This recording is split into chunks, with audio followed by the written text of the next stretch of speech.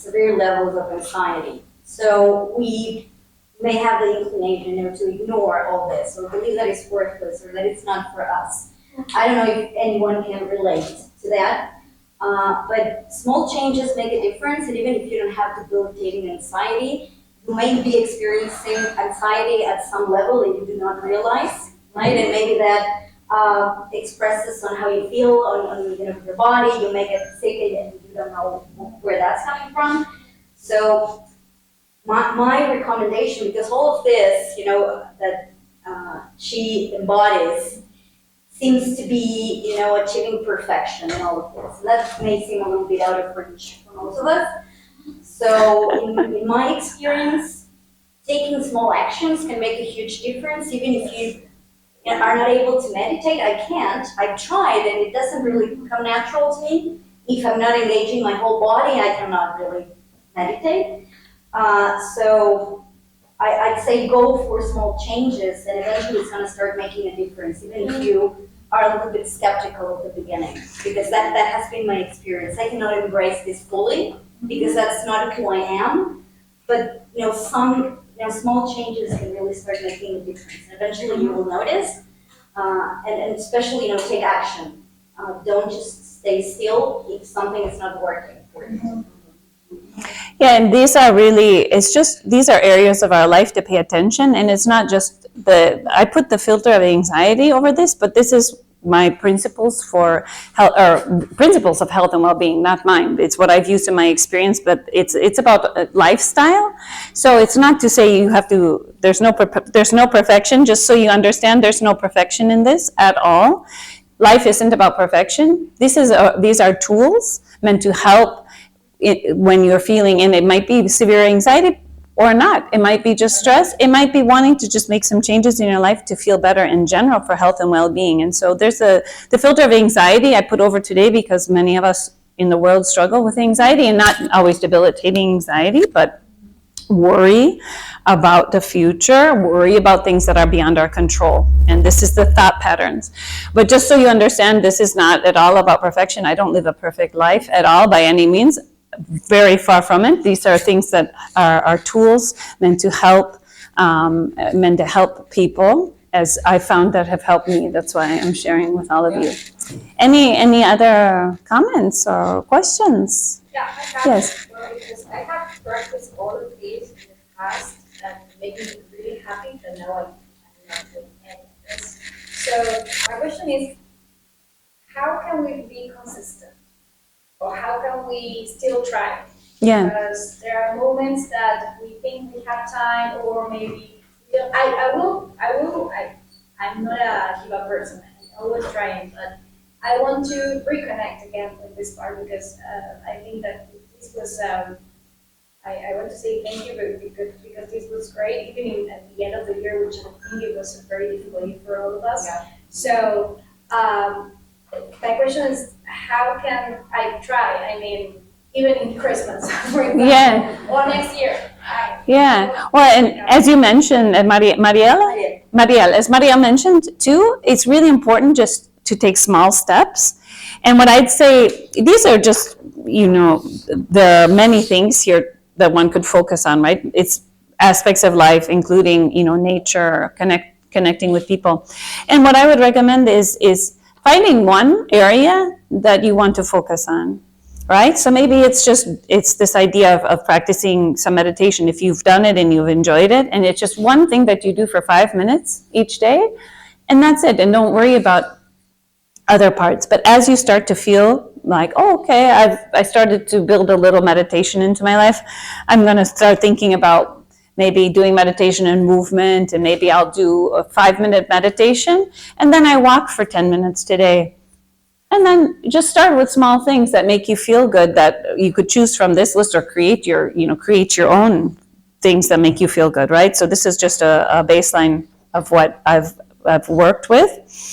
But just pick something small. It doesn't have to be everything at once, but one small practice is really, you'll notice that one small practice builds on another one. And we really, as human beings, we crave routine as much as we also don't want routine.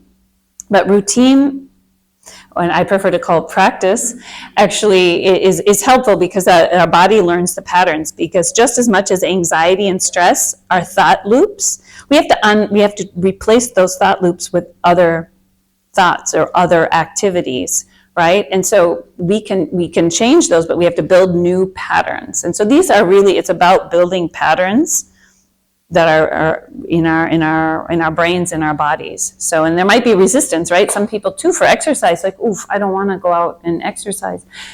But if you don't make it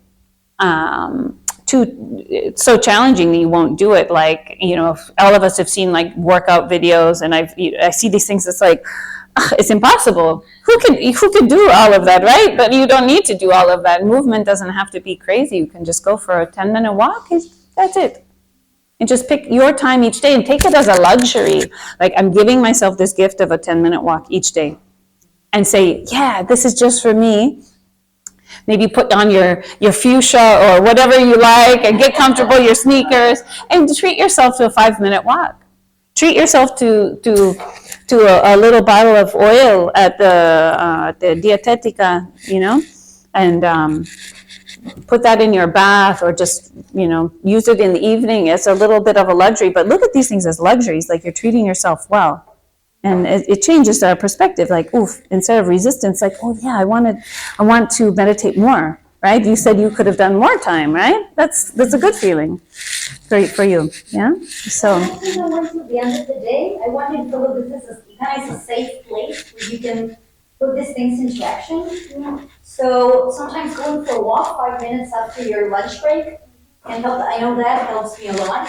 But when I'm stuck trying to solve a problem and I go for, this is a beautiful neighborhood, luckily we can do that. Yes. So if you ever feel that some of these steps can be taken here, because we spend a lot of hours here every day, right? So I'd say don't wait until the end of the day. This is a safe place. I support it. Your leaders support it, and if you feel that they don't, come talk to me. So I just. So I'd like to encourage you to really find spaces where you can put this into practice here. Thank you so much for saying, and thank you for saying that and sharing that with everyone here, the group, because I worked in some large organizations with the top executives in the organization, and my role was to actually facilitate health and well-being in the organization. So part of my job was I would take my hour lunch, not to eat, but to actually do something outside, go for a walk, as part for myself, but as a part to model what was important for other employees. But you don't know, all the top executives said to me, oh, it's so nice you can do that. And I was like, but you can too, right? And it's important for everyone to understand in an organization what's possible. Taking 5 minutes, if you can, 10 minutes for a walk it's a luxury. It's nice to take that break and to treat like, okay, this is my time for myself and my work day, and to take some of the minutes to do something like that, right? Then I would eat while I was working, but I took time to do something. So thank you for sharing that. It's super important in workplaces that we feel that we can take time for our health and well-being. Some behaviors became contagious. Yeah. She can be jump. And she does that, I would do it. Yeah, exactly. What's your name again? Liana. So maybe Liana's going to be jumping rope for 5 minutes. And yes. Thank you all so much.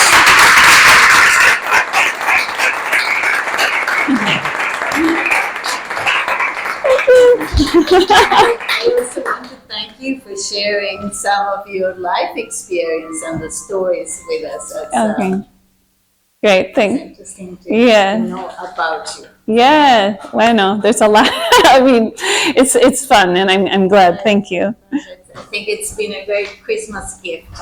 Well, thank you all so much for coming. I really appreciate it, and getting to know everybody a little bit, at least hearing from some of you. And again, It's been a great English class. yes, I hope you've been able. I didn't slow down at all. I'm speaking like I normally would Lots of speak. expressions and everything.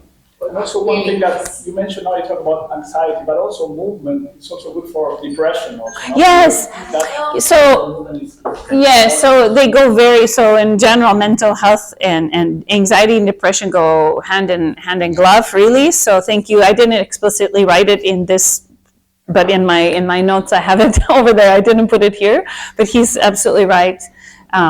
All of these things can be helpful for depression as well, which often can go with anxiety and can be standalone, of course. So thank you.